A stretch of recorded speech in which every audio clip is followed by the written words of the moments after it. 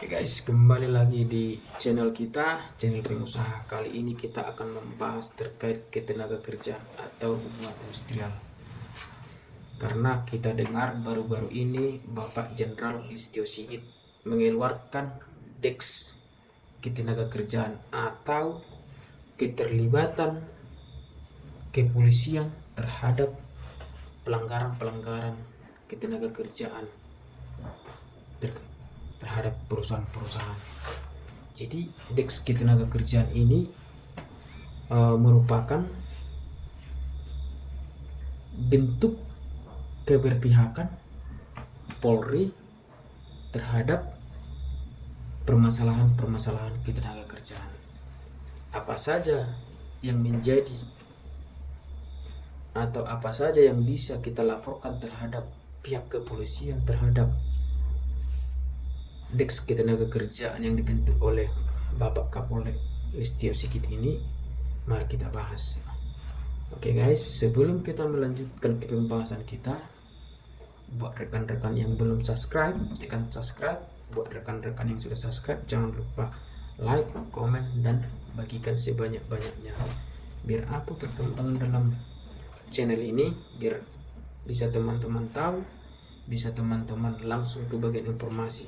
Oke, mari kita bahas terkait Deks ketenaga kerjaan yang dibentuk oleh Bapak Kapolri atau keberpihakan Bapak Jenderal Listio Sigit terhadap permasalahan-permasalahan ketenaga kerjaan atau permasalahan-permasalahan perusahaan. Oke, yang pertama, apa saja yang bisa ditangani oleh pihak kepolisian melalui Deks ketenaga kerjaan ini, dan berfungsikah Deks ketenaga kerjaan ini terhadap pekerja-pekerja, dan logika tidak diciptakannya Deks ketenaga kerjaan ini terhadap pekerja. Karena kita tahu yang namanya pekerja atau orang yang bekerja di perusahaan itu, kita tahu itu orang, bahkan kebanyakan yang buta hukum. Nah, bagaimana orang yang buta hukum mengadu ke pihak kepolisian, dan apa betul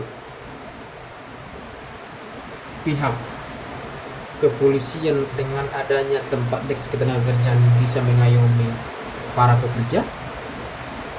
Nah, cuman untuk kita atau untuk rekan-rekan yang masih aktif dalam bekerja, mari kita simak pembahasan ini. Paling utama, jangan lupa membentuk serikat di perusahaan, karena apapun ceritanya, payung hukum dari pekerja itu adalah undang-undang ketenaga kerjaan. Jadi yang perlu kita bahas di sini,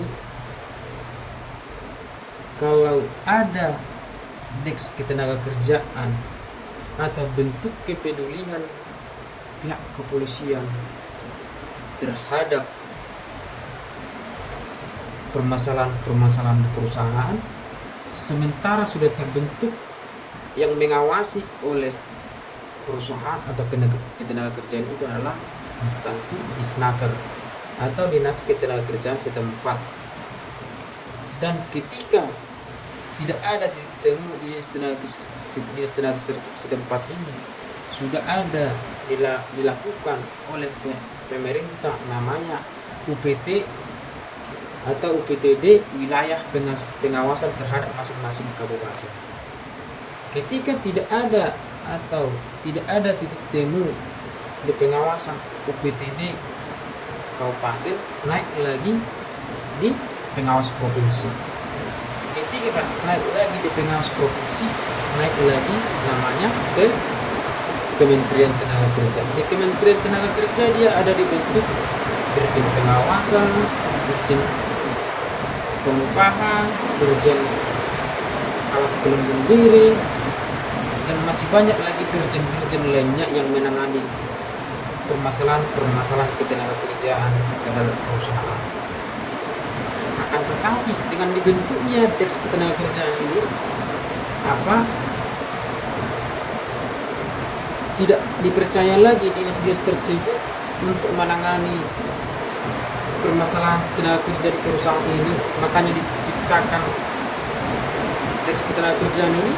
Nah, mudah-mudahan dengan adanya Deks ketenaga kerjaan untuk membantu para pekerja yang bekerja di perusahaan untuk mempertahankan hak-haknya, bukan malah sebaliknya. Artinya jangan malah membentengi oleh pihak perusahaan, karena kita sudah sering mendapati ketika kita atau sebelumnya ada permasalahan terkait upah, jam kerja, pesangon, cuti jam kerja sama THR. Ketika kita melaporkan ke dinas tersebut, kadang kita begitu lamanya penanganan ini. Terus apa bisa penanganan ketika kita melapor ke dinas tenaga setempat atau disnaker di tempat, bisa kita melapor lagi ke Deks yang dilakukan oleh kepolisian ini. Nah, mari kita berpikir jernih atau bagaimana betul menyikapi Deks ketenaga kerjaan ini untuk membentuk atau untuk membantu katanya hak-hak dari pekerja ini. Apa benar dibantu oleh pihak kepolisian atau bahkan sebaliknya? Mudah-mudahan kita masih percaya pemerintah, kita masih percaya kepolisian. Mudah-mudahan dengan adanya Deks ketenaga kerjaan ini bisa membantu hak-hak dari pekerja, bukan malah menakut-nakuti hak-hak dari pekerja.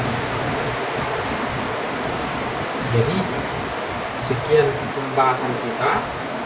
Jika ada teman-teman yang mau bertanya terkait ketenaga kerjaan, ada masalah upah, ada masalah THR, ada masalah jam kerja, bisa menulis di kolom komentar atau bisa membuat meninggalkan nomor handphone atau bisa menjawab ke kita.